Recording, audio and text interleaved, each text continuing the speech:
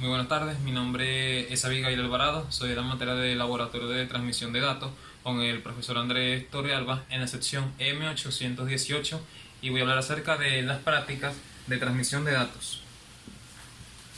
En la práctica número 1, que se llama Introducción al manejo y funcionamiento de equipos de laboratorio, uno de sus objetivos es conocer y aplicar las normas y seguridad a los equipos a ser utilizados en el laboratorio, estudiar las características del módulo a utilizar, que es el módulo MSM32, conocer los procedimientos para realizar un rápido control del funcionamiento de los módulos mencionados y una de sus bases teóricas, que este módulo deberá destinarse solo para el uso por el cual fue concebido.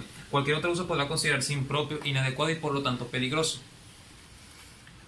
Tras haber quitado el embalaje, poner a un lado todos los accesorios de modo que no se pierdan, verificar que el módulo se presente íntegro y tampoco sin daños visibles. Antes de proporcionar la atención de alimentación al módulo, cerciorarse de que los cables de alimentación estén conectados correctamente a la fuente de alimentación. Durante el desarrollo de las actividades deberá seguir las instrucciones al pie de la letra. El uso del equipo deberá utilizarse bajo el control directo por parte del personal experto y solo se manipulará los elementos, conductores, entre otros, indicados en la misma.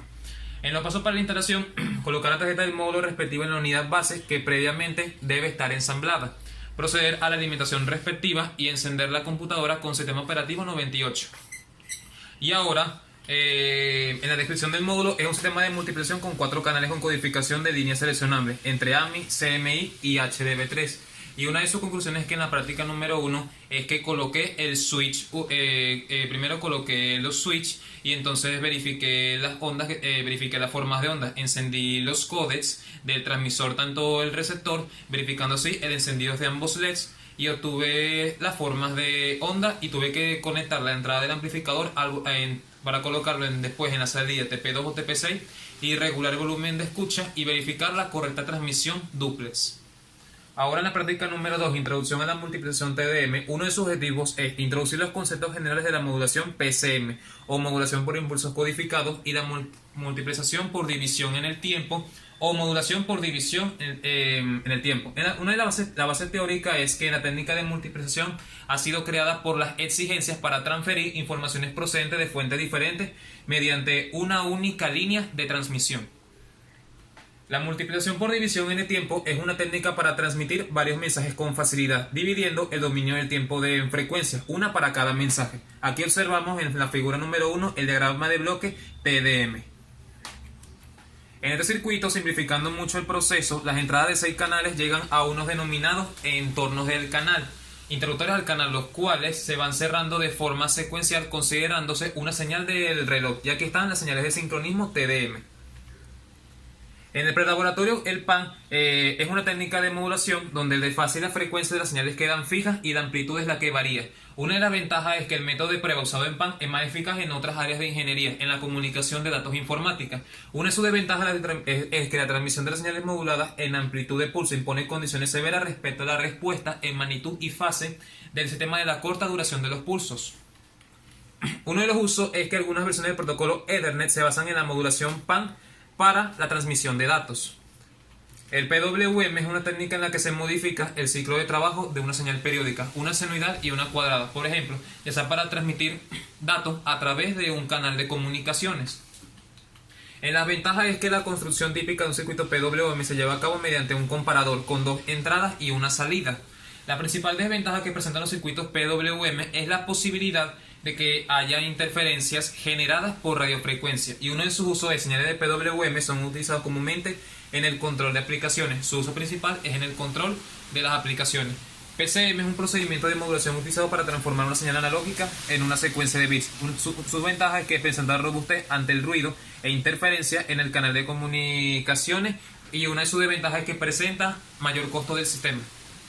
Uno de sus usos es que los sistemas de comunicaciones actuales están basados en su mayoría en sistemas digitales. TDM es una técnica para transmitir varios mensajes con facilidad. Es decir, que con el TDM podemos transmitir varios medios de información a través de un solo canal de transmisión. Una de las ventajas es que presenta bajo costo y un reducido tamaño de los equipos terminales y su desventaja es que el sistema no se pueden interconectar a los FDM de similar capacidad. Uno de sus usos es sistema de jerarquía presíncrona, estándar de audio RIF y sistema telefónico. La trama es el conjunto constituido por el sincronismo y las muestras procedentes de las diferentes señales. El time slot es también visto como el intervalo de tiempo, donde es cualquier intervalo de tiempo cíclico que puede ser reconocido y definido unívocamente. El entrelazado de bits es una técnica en la cual la realización realiza una intercalación entre los bits de diferentes mensajes, y el entrelazado de bytes es que la función del entrelazado de bytes es desordenar los bytes en el emisor y reordenarlos en el receptor. La teoría de muestreo, donde las muestras discretas de la señal son valores exactos. El periodo de muestreo es el intervalo de tiempo entre dos muestras sucesivas. Se denomina periodo de muestreo o también el intervalo de muestreo. La influencia de los filtros de reconstrucción no ideales se observa fácilmente en el dominio de la frecuencia, que es el espectro de la señal muestreada. Y estos son las jerarquías en los sistemas PSM, TDM. Se agrupan en dos categorías: para su uso en sistemas telefónicos y para uso en sistemas digitales. Ahora, como conclusión, en la práctica número 2, tuve que encender el code 3 del transmisor en el número 3, verificar el encendido del LED verde número 3 y el LED rojo del visualizador de trama. Tuve que colocar el atenuador y el volumen en el mínimo para verificar la forma de onda en TP3, que es la señal analógica de entrada, y en TP14, señal de salida PSM entre TDM. Y verificando, cuando yo tuve que colocar los codes 1, 2 y 4, los encendí para verificar en ambos el encendido de los LEDs. Ahora, en la práctica número 3, formación de la trama PSM-TDM, uno de sus objetivos es analizar el funcionamiento del código del canal, describir la formación de la trama TDM de las señales PSM. Una de sus bases teóricas es un circuito integrado del SMI sumamente difundido en la industria de las telecomunicaciones. La comprensión digital en el prelaboratorio de la práctica 3 es la reducción del tamaño de los datos principales, donde presentan es la reducción del tamaño de los datos principales que presentan a un intervalo especificado de tiempo. Ahora, el sistema PSM con compresión digital. En un sistema digital PSM, la velocidad de bit es el producto de la frecuencia de muestreo por el número de bits en cada muestra. Trama PSM-TDM se refiere a 4 canales de voz, pudiendo utilizar uno de ellos más 64 kilobits por segundo más un canal. El text expander, ¿y para qué sirve? Es una señal de prueba de televisión que se suele emitir en ausencia de programación, y su finalidad es la de mantener activa toda la cadena de emisión y facilitar el ajuste en los receptores de televisión. Ahora, como conclusión, tuve que verificar las formas de onda. Tuve que encender primero los switches para luego verificar la forma de onda en TP5, TP10, TP14.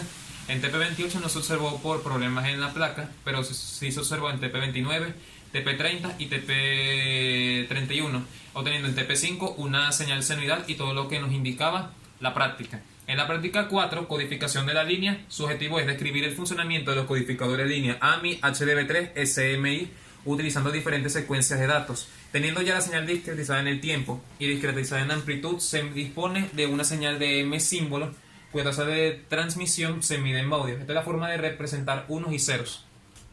Ahora, en el prelaboratorio, codificación Manchester, también denominada codificación bifacele, es un método de codificación eléctrica de una señal en el que cada tiempo de bit hay una transición entre dos niveles de señal. Codificación AMI corresponde a un tipo de codificación que representan a los unos con impulso de polaridad alternativa y a los ceros mediante ausencia de pulsos. Codificación NRZ es el código sin retorno a cero. Es la codificación más sencilla porque se caracteriza por una señal alta y una señal baja. Ahora, en la teoría de codificación bit por bit, la base del sistema binario, como su propio nombre deja entrever, es el 2. Esto significa que tiene dos símbolos, el 0 y 1. Veamos qué información se puede representar con un bit. Si queremos decir que algo es blanco o negro, podemos utilizar un bit. 0 si es blanco, 1 si es negro. Y si queremos decir a la persona si es hombre o mujer, podemos utilizar un bit. 0 si es hombre, 1 si es mujer, o viceversa, según el sistema de la codificación de la información que elijamos. Y la teoría de codificación bit por bloque se refiere a que podrían codificarse en grupo o en bloque. Y en tal caso, lo más sencillo es hacer una longitud fija. El único requisito adicional del codificador sería una cierta cantidad de memoria. Como conclusión, en esta práctica número 4 tuve que encender el switch 1-2 y el switch 1-7 y luego el switch 4 AMI entre HDB3 y el switch 5 en AMI, verificando la forma de onda en TP14, que es la señal numérica de entrada, y TP24, señal numérica de salida codificada AMI.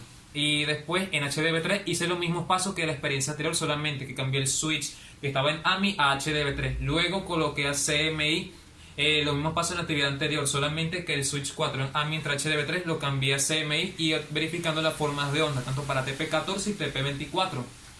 En la práctica número 5, codificador y transmisor de línea, uno de sus objetivos es describir y analizar los aspectos funcionales de los codificadores AMI entre HDB3 y CMI, y se describió describir cómo el transmisor de la línea forma la señal al enviar a la línea.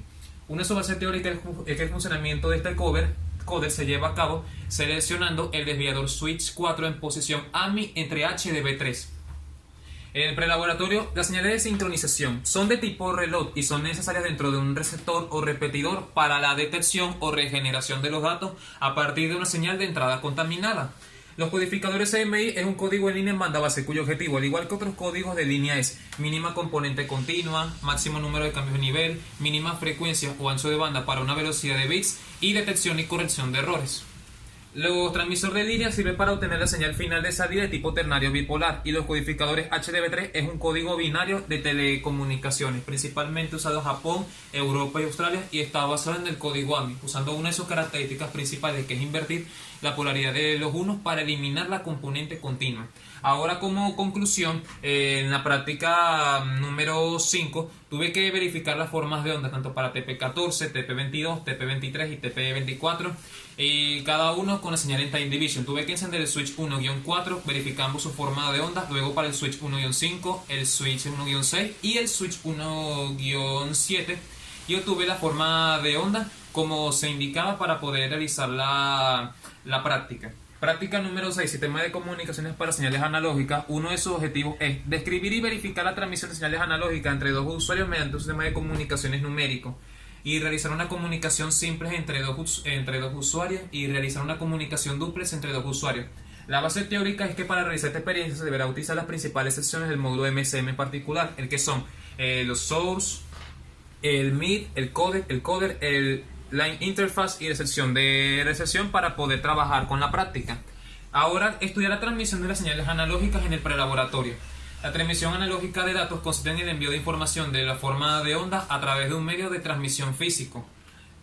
¿Cómo está diseñado un sistema de transmisión de señales analógicas? Este tipo de transmisión se refiere a un esquema en el que los datos que serán transmitidos ya estarán en formato analógico. La transmisión simplex es aquella que ocurre en una transmisión solamente, deshabilitando al receptor de responder al transmisor. Y ahora la transmisión duplex es un término utilizado en telecomunicaciones para definir a un sistema que es capaz de mantener una comunicación bidireccional.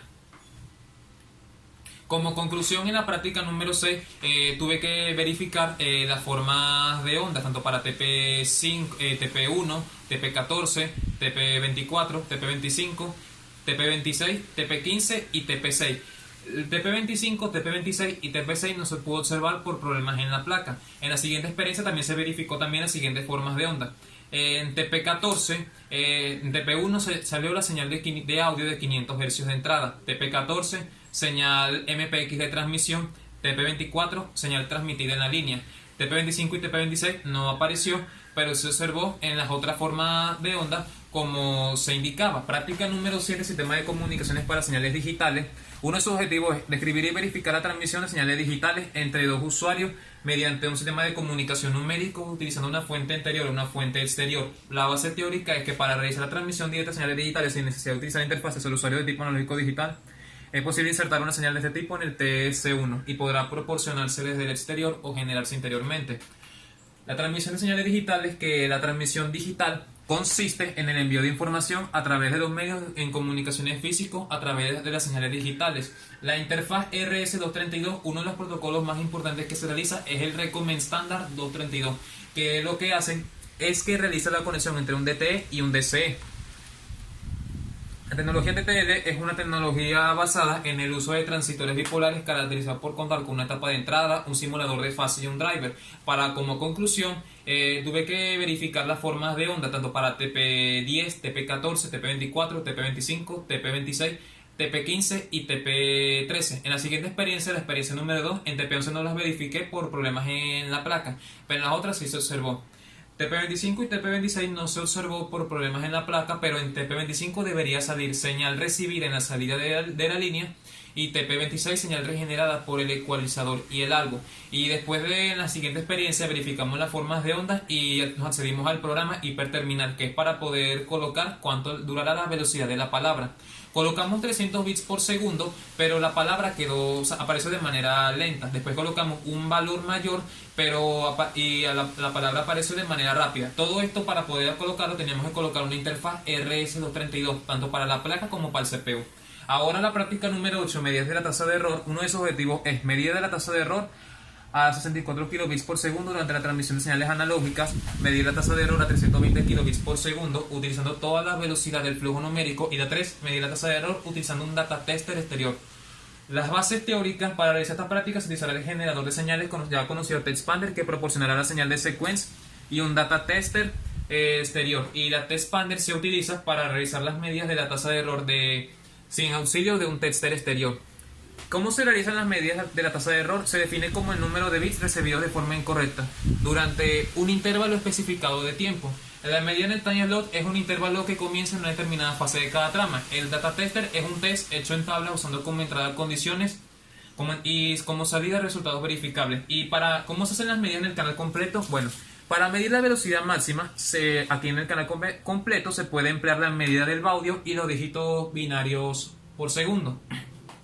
Ahora, como conclusión, en la práctica número 8 tuve que colocar los switches, el switch 7 en reset, switch 8 en read, el switch 1-8 y el switch 2 en data. Tuve que colocar todos los switches para poder verificar luego las formas de onda en TP10, TP14, TP24, TP25, TP26, TP15 y TP13, y cada uno pulsando reset.